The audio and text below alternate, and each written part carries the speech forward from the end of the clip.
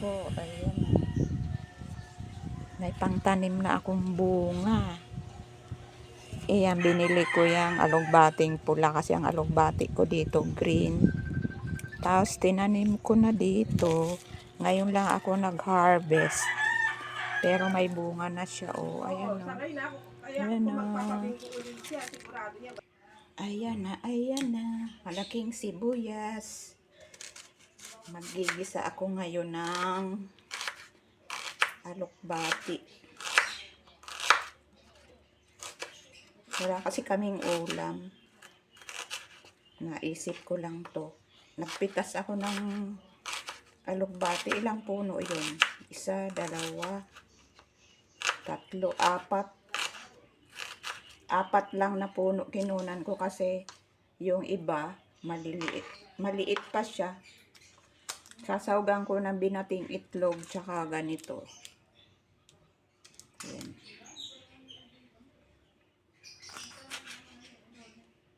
Pino lang ang kamatis para madaling gisahin. Nakasalang na kasi yung kawali ko eh. Yan ang ating lulutuin ngayon. Madaming kamatis para masarap.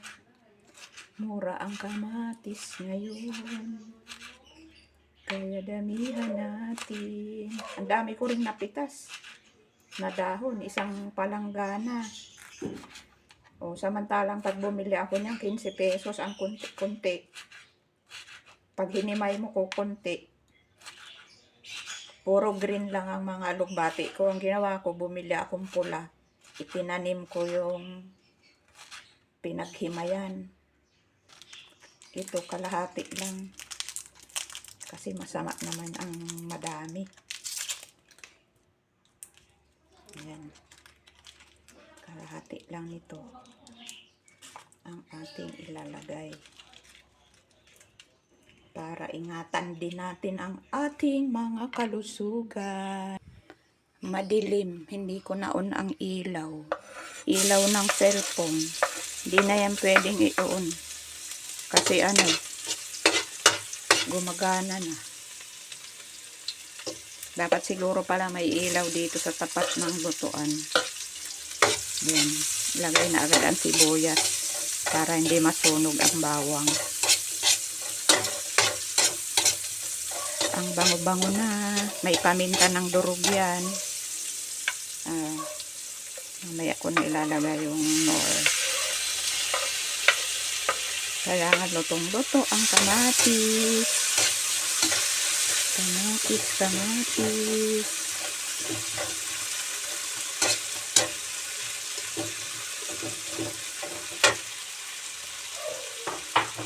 Lagyan natin ng kaunting asin.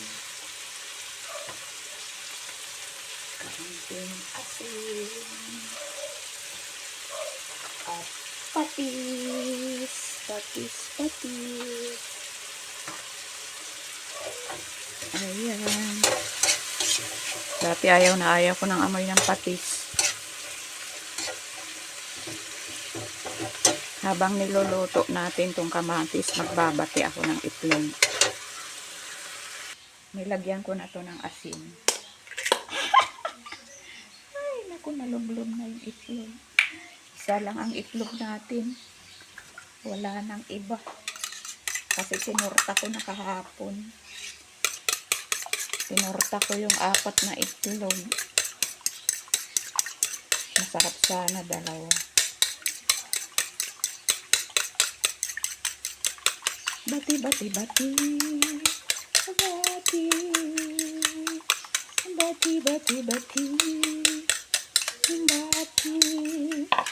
Ang dami kong gulay. Tingnan nyo naman ang aking gulay.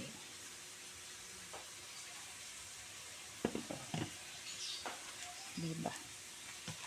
Ang dami. Pero uunti naman yan. Pag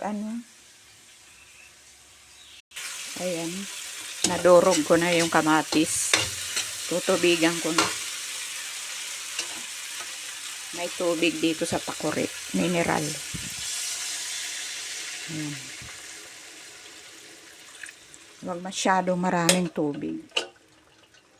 Parang ampalaya lang to eh.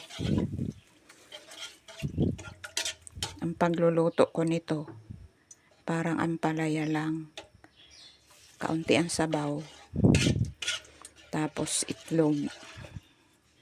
Lagyan kong oyster.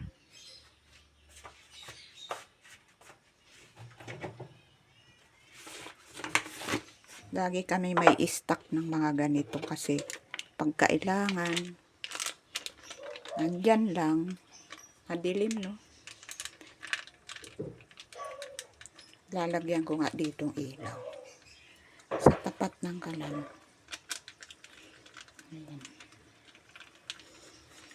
Ubusin ko na kasi kukunti naman yun. Kaunti na yan. Mayroon pa naman dito sa garapon. Nakalagay sa garapon. Kapag nabuksan na, lagay na sa garapon kasi delikado yung hayop na makapasok yan sa binuksan ng isasama sa pagkain. Nakasip lahat ng mga ano dito oh, sa garapon. Ilagay ko na yung nor. Ayan oh. Kalahati lang. Kumulo na. Ilalagay ko na yung dahon.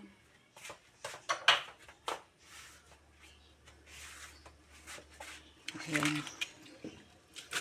Dahon, madilim. Dahon. Dahon, ang dami oh. Masarap yan. Maganda yan sa mga tuhod-tuhod natin. Kaya kayo, magtanim na rin kayo ng alugbati sa paso. Sa taas lang yan nakatanim para malinis. Kasi sa baba, syempre, may mga hayop dyan. Manok, bibe.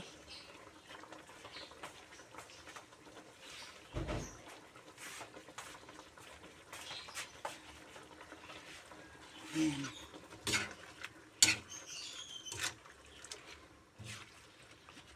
Pagka ano na to, naluto na yung dahon, ilalagay ko na yung itlog.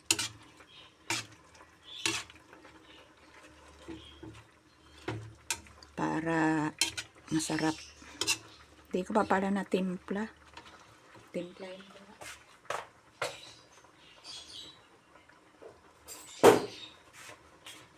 Pag kami nagtitimpla, ganito. Para hindi mapani. Ay, may ano pa. Minor pa pala yung sandok. Pag magtitikim ng niluluto, wag direct doon sa sandok. Para hindi mapanis.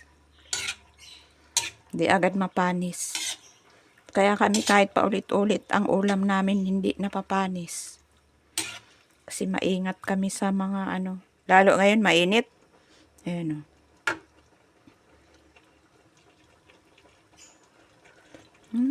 Yummy, yummy. Yummy, yummy, yummy. Yan, lagay na natin ang itlog. I-end ko na to kasi 8 minutes na. 9 minutes na. Short video ko yung paglagay ng itlog. Tapos, dagdagan kong kaunting patis. Luto na. Bye-bye. Thanks for watching.